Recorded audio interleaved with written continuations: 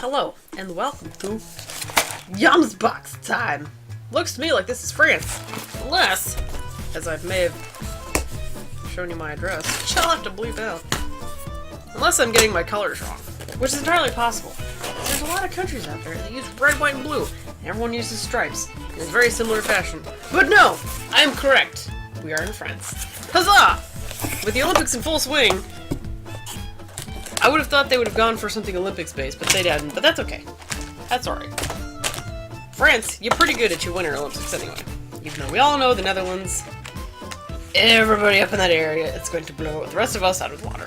Which is fine. So, as per usual, if you are new to the Yums world, they send you a little card where you can now rate your Yums, which is a new thing. And then they have fun activities for you to do as well. In your spare time. But first things first, welcome to France! Eiffel Tower. Glory Eiffel Tower. Beginning with Bon Appetit. You've heard the phrase before, but this month we can say it and really mean it. Not only is the phrase Bon Appetit actually French, it's the perfect sentiment for this month since you're about to have some seriously wonderful yums. It's no surprise that one of the most common phrases about eating food comes from the French. If you ask them, they might say that they invented fine dining. In the 1700s, a group of French chefs sought to develop a style of cooking and baking that was distinctly French, without any foreign influences. Ooh, tough. From quiche to crepes, French food and the techniques the country pioneered are widely considered to be the backbone of cuisine across the Western world. So while you might see a few familiar snacks, we're looking at you potato chips. You'll also see plenty of yums that are distinctly French. Where else have you had chestnut caramels and violet chocolates? Hint, never in a Universal Yums box. It's our first time bringing them to you. I'm curious about this violet thing. It's not just France's food that's unique. It's also their cathedrals and museums and mountain ranges and beaches and gosh, we could go on for days. But we won't. Instead, we'll give you a tiny peek of the side of France that you never have seen before by turning to page 10. It's going to be a month full of discovery, so we won't delay any longer. Typically, this is when we'd say bon appetit and give you good wishes for the delights ahead, but we don't even need it in this case. We already know you're going to have a superb time in France. What's on page 10? None of these have page numbers. I don't know. If that's 1, 2, 3, 4, 5, 6... What? I'm confused. I don't understand. What's page 10? Is this page 1? 1, 2, 3, 4, 5, 6, 7, 8. I don't have 10 pages. What are you talking about? None of this makes sense. There is no page 10. You're lying to me. That aside, we have some interesting things here. For France. Oh my god. Ladies and gentlemen, we have truffle chips. Now truffles, if you're not familiar, best found by little piggies. I do mean that pigs are the best things to go find. You can use dogs, but truffles are actually a fungus under the ground, and they use pigs to find them, and they dig them up, and they're very expensive. I used to live in a place where the grocery store actually sold them, but they sold them in a very special container that was locked, and if you wanted truffles, you had to find someone with keys, and they were really expensive. So, having said that, I have squishy pastry-like things in here. What is this? Oh my god! I don't know what to eat first. I'm just... Oh, I found the chocolate with the violets. Violet chocolate. That's gonna be last. Gosh. So many things. Let's do this purple squishy. I want to do the stuff that looks like I should eat it soonish, because it looks perishable in some fashion. So this appears to be the, but I'm gonna mispronounce it because I'm gonna mispronounce everything. I'm less likely to screw it up if it's Japanese or Spanish, because I actually took both those languages. The rest of you, I'm sorry, don't know enough about your languages to not mess it up. This is the, man, there's so many syllables and vowels and consonants in French that just don't actually make the same sound as when they're written down. I don't know why it's like that, but welcome to language, kids. I'm gonna go with Roullier. There's an R at the end, but I don't trust it. Raspberry Madeleines. Quick! Think of a pastry from France! I don't... Nope. Did Madeleines pop into your head? No, I'm sorry. That's not surprising. Oh. Not only are the shell-shaped cakes undeniably French and cute, they also come with a charming history. Some say a royal servant named Madeleine Palmer first made the cake, which was later named after her by King Louis XV. Others say the cake became... 15th.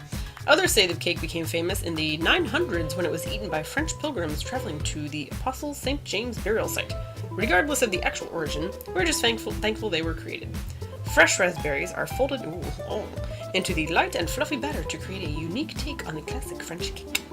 While we don't know who deserves our appreciation for Madeleines in general, we know exactly who we can thank for these ones. Roullier, or Roullier, I'm not sure, the oldest artisanal bakery in France. Oh!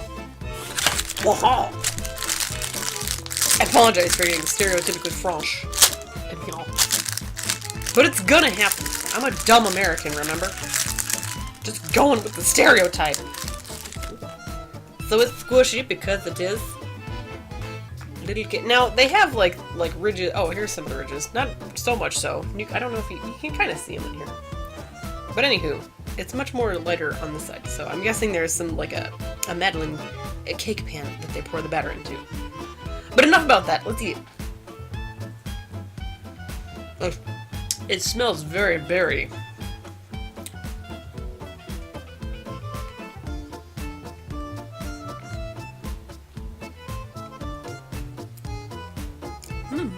Nice. It's quite the bright cakiness. What was that? It's very good. It's very, very nice. Not too fluffy, not too dense. I'm not like an expert at baked items at all. That's what it is. Trying to describe the mouthfeel for you, if one will. It's quite tasty. I apologize if my chair is squeaking.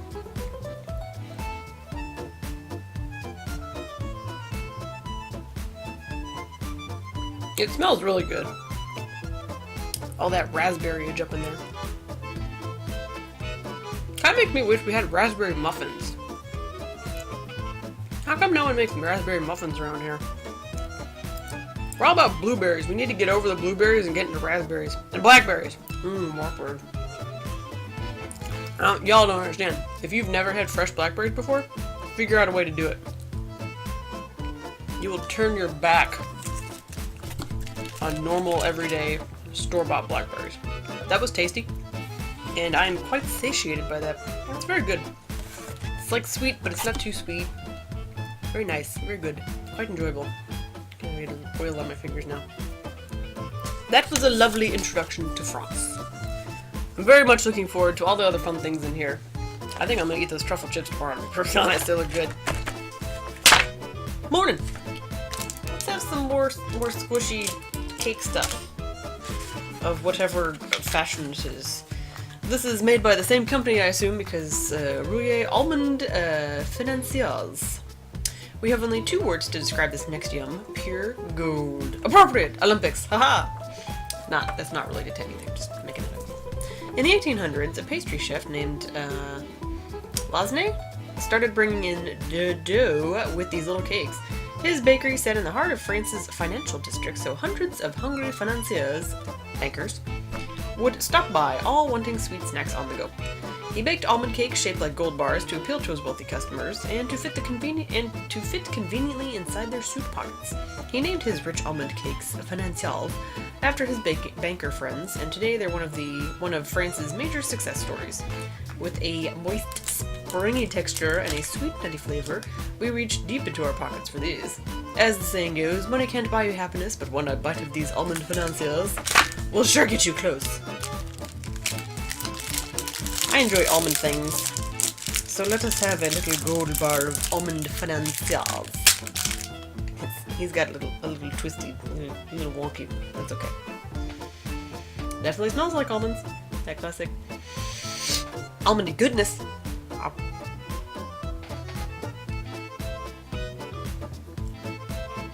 little crumbly on the outside, but softer on the inside.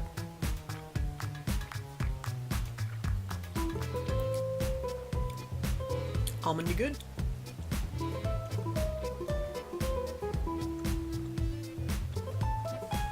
like basic cakey, you know, whatnot.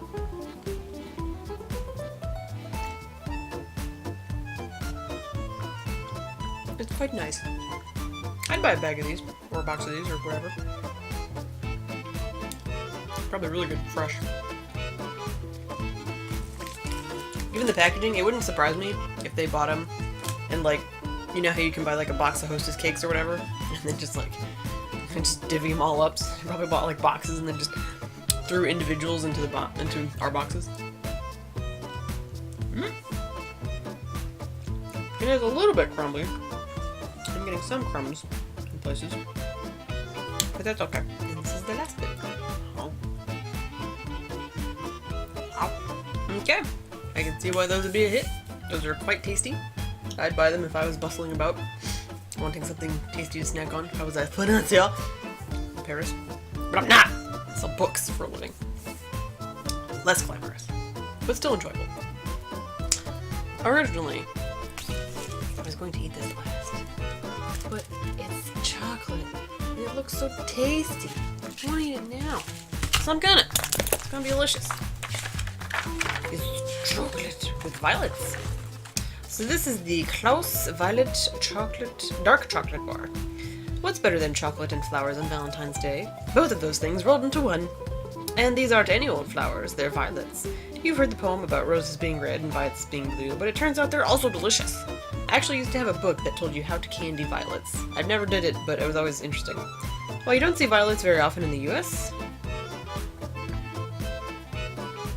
that doesn't seem true. I used to have them, like, in yards where I used to live all the time. Whatever. Anywho, you'll find them almost everywhere in the city of Toulouse, where they've been growing since the 19th century. Each February, during blooming season, the city hosts violet fairs and markets to celebrate its favorite flower. What makes these little blossoms so special? The violet of Toulouse has anywhere from 30 to 40 petals. Oh, I guess it's a different type of violet.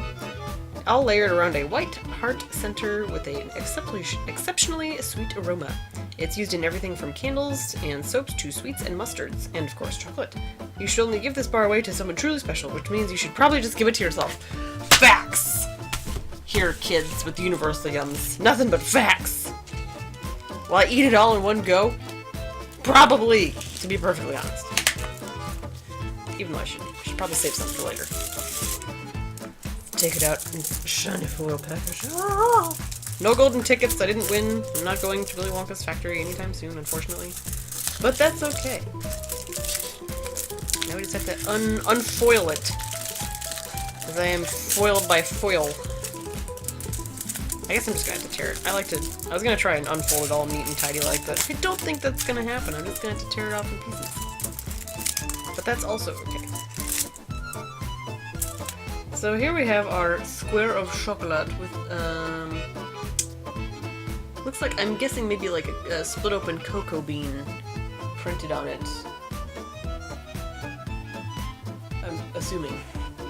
I kind of expected it to be a violet, but it's not. And it's already melting, which is, I like, because that means it's like good chocolate. It's not coated in wax or whatever. It's just immediately like, I'm ready to be soft and happy and melt. So. Pretty much just smells like dark chocolate.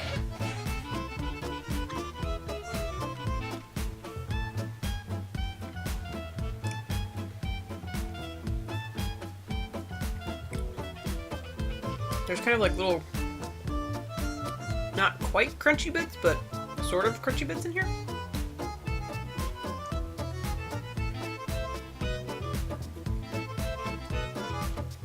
I'm assuming that's the violet? Okay. It's kind of a dreary day, so I don't have good lighting. I don't know if this will show through or not, but right in the little tiny, let's see if I can get this to, that little triangle-y bit, it's kind of purpley-ish, and I think that must be part of a violet, or some of a violet.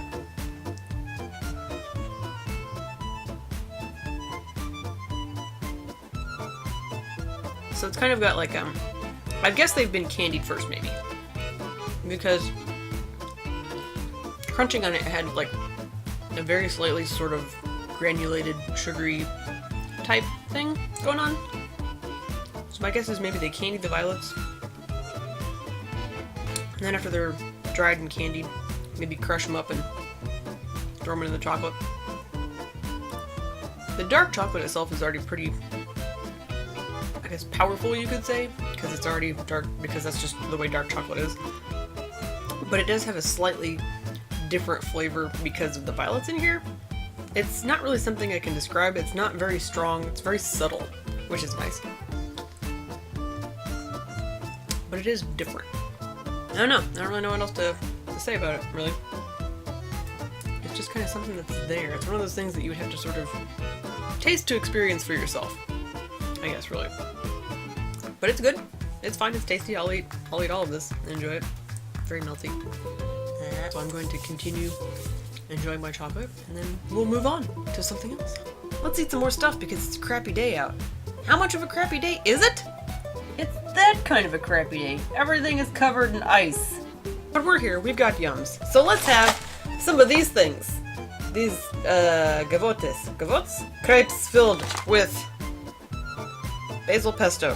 I didn't expect that at all. I thought it was gonna be mint, to be perfectly honest, because it was green and there were leaves and I didn't look real hard at the leaves, even though those are basil leaves, and this is gonna be interesting. More interesting than I thought it was gonna be. So these are Gavottes, I don't know if the E is pronounced or not. Crispy crepes filled with basil pesto. Love's in the air this month, and so is the smell of burnt crepes? Question mark. At least in 1882 it was. According to the company that makes these crepes, the origin of their crispy pastries comes from a young crepe maker working in Quimper, France. As the story goes, the crepe maker noticed a beautiful girl strolling into the grape shop and was instantly smitten. He couldn't keep his eyes off her and forgot all about his crepes, burning the entire batch. Needless to say, the owner of the shop, a woman named Mrs. Cornick, was less than thrilled with the situation. But instead of throwing the burnt crepes away, she rolled them up and served them to guests, calling them lace crepes. How burnt up were they for that to work? Anyway, because apparently customers absolutely loved them, and so did Miss Cornick, who sold her recipe to the Gavottes company. Recipe, burn crepes, for as long as it takes when you have a young man staring at a woman. Anywho, today they still use the same hand-rolled technique as the young crepe maker, but you'll find one major difference. In this recipe, the crepe is stuffed with savory fillings. This may sound a bit unusual. I am not used to savory ones, necessarily. But I can't say I've ate a lot of crepes either, so. But it's common in France. When we tried this basil pesto stuffed crepe, it was a head over heels kind of feeling. One which seems to be pretty common when it comes to these crispy yums. Alright, well it comes in a cute little box. It seems like there's probably going to be a lot in here. Also available with Boursin. I don't know what that is. It's white, apparently. Oh, Boursin. The glare is not going to go away. There's too much. I have these blinds open, which is why I'm so white today. I'm already white enough. Now I'm whiter. White girl white. Can't do anything about it though. Sorry. If I could, I would. Oh wow, that did. You open the bag and it's Insta Pesto. These are a lot smaller than I thought they were going to be actually. I don't know. I thought they kind of looked a little bit fatter on the box or something, but they kind of are more like that's basil pesto-y, alright. Have you ever had combos? That's kind of what I was thinking. A little bit more along the lines of combos, but these are a lot smaller. Look at the tiny, and then there's the green in there. Yeah. Okay, well, bottoms up. Pesto crepes.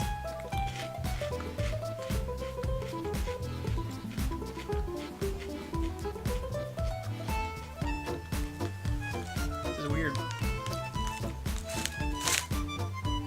So, this is weird. So this is like, okay, so I guess if you've ever had something like a combo or some sort of crunchy outside with like some sort of soft, like, filling, like cheesy, like fake cheesy stuff or whatever, it's got that kind of texture. Crunchy on the outside, soft and squishy on the inside, which is fine. But then just change that middle part for basil pesto filling.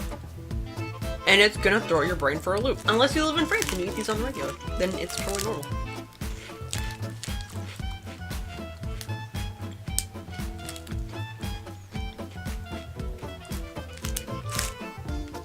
So again, not bad, just really screwing with my brain. I'm not used to having a snack where basil, like pesto, is basically like the main ingredient, so to speak.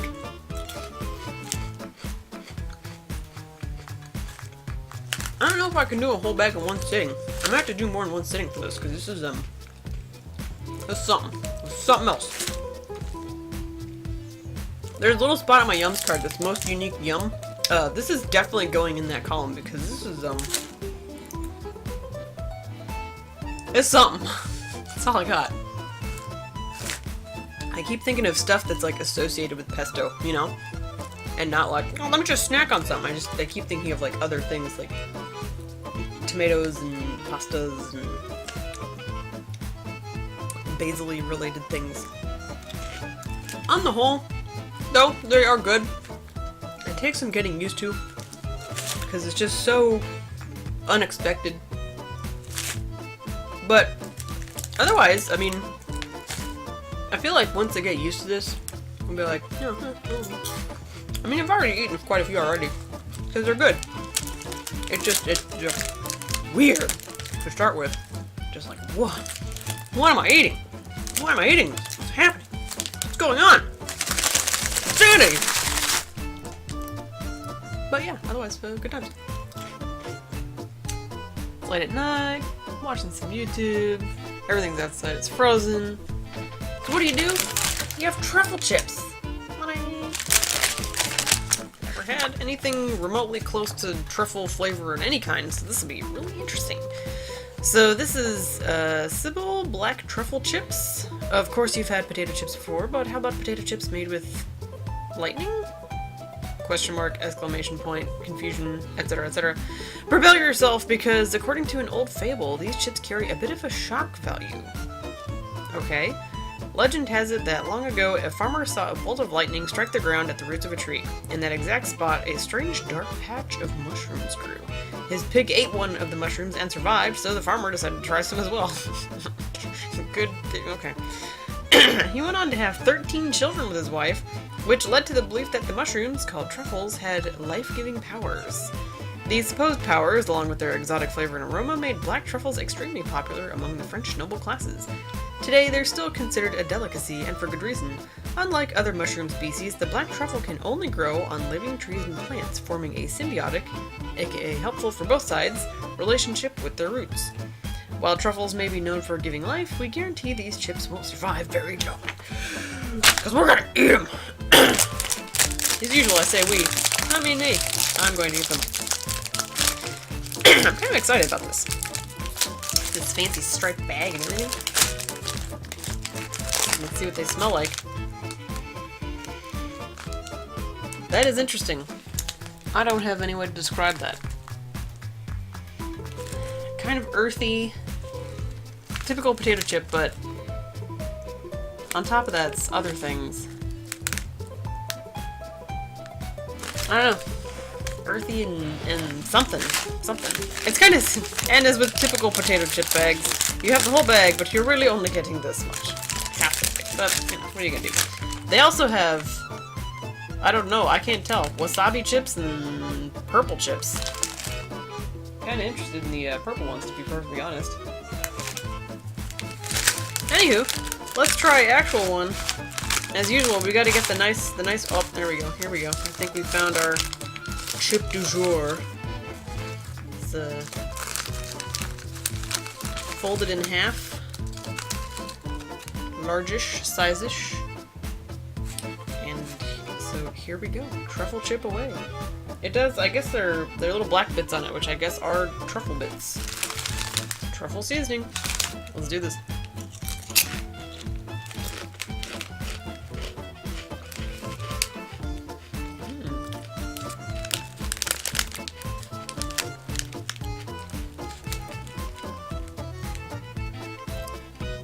Kind of makes me think of grilled things, in a way, if that makes any sense whatsoever.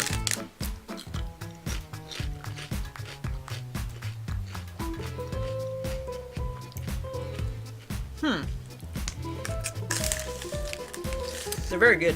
I'd like to have truffles with, like, I don't know, anything else, because they've always sounded very interesting. I wonder how much a bag of these are. And if they're growing truffles, like, are these like, you know, truffles grown in, I don't want to say, not like a lab, but like, you know, like we grow things, you know, in farms and fields and stuff. I don't know if you can do that with truffles. I don't see why not. I mean, they're good. I need a bag of these. I mean, a bigger bag, not just this bag. So yeah, A+ on the truffles. Not too weird, really. And it comes to flavor. Not like the pesto things. They were good, but they were just so different. These are my mouth is kind of like, these are interesting and different, but I can get behind this 100%. So these are going to be tabbed off in some of the best yums area. So high five for truffle chips. I'm in ultimate slug mode today, so hence all this. But we've got a couple yums left in our little yums bag.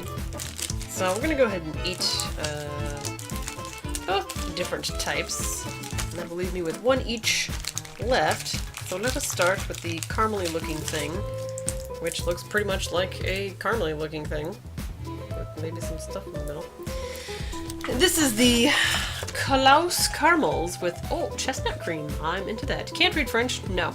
Think again, because you just did. Chestnut comes from the old French word chastain, and while that might be the only French word you know, it's enough to get you by during autumn in France. So do they say chestnut or chastain? Which one? Do I or do I not know French? From October through November, hundreds of chestnut festivals are held throughout the country where the golden brown nuts are slow roasted, deshelled, and devoured by the thousands. For hundreds of years, chestnuts were a trusty staple of French cuisine. During hard times in France, entire villages relied on these starchy fruit to survive. Turns out they were onto something, as chestnuts are known to aid digestion and boost the immune system. These treats have all those benefits plus a unique flavor combination, caramel and chestnut. Now that's something we can really sink our teeth into, and in the case of these caramels, keep chewing and chewing. So I guess they're chewy delicious. Yummy yummy. Tasty good. Alright. Oh, there's still plastic on it. That could have been terrible for everybody involved.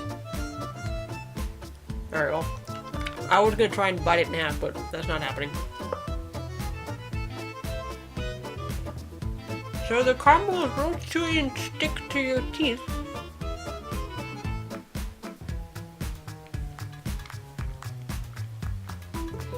Whereas the nougat is the chestnut bit. Inside it's kind of more of a nougaty sort of texture. But it's good though. I like chestnuts. It's a nice combo. And now I have a lot of caramel to get through. Give me a second. Okay, we're back. Now we have the little heart candy. Cute little heart candy. Pink heart candy. Which is kind of funny because like on here they have red and pink, so I thought it was going to be one side was red, one side is pink, and that's not true at all. Pink on every side. These are Kubli fruit-filled hearts. Want to celebrate Valentine's Day like the French? No! Not like Valentine's Day. First you need to buy some roses. No! Be careful what color you choose because in France each color carries a very different meaning. Oh, interesting. White roses mean you're just friends. Pink roses show you're interested but not in love quite yet, and red roses indicate you're passionately in love, obviously. Want to celebrate Valentine's Day like the French but without the roses? Maybe. We've got an idea. Give away these adorable hearts instead. With a tangy apple flavor, crunchy candy shell, and gooey fruit jam center. There's a whole lot to love about these bite-sized yums. The best part? They come in the same colors as French roses. White, pink, or red. Choose your color carefully, and then give away a bit of sweetness. And your true romantic intentions. Doesn't matter! Both of the ones I have are pink! So I'm interested in everybody I give these to, which would just be myself, because that's who's gonna be eating them. So it's kind of got a bit of sheen to it there. Yes, yes. So, bottoms up. So do I just crunch down, or? Oh, I do. Oh. These remind me of, and I see them mostly around Christmas. Why, I don't know. But the little strawberry candy, like the little strawberry bit, and then like the wrapper is like the little green bit on the top. Reminds me of that, only Apple. No doggo. I know. Yeah, this one smells good, doesn't it? It's quite good. It's just like the strawberry thing, only with apples. No, you like apples? You eat everything. You shouldn't, but you do. Because you're, you know, not the brightest bulb in the box, are you? You and your little broke legs. Bad your feet. So those are good. A nice way to end. He's so licky.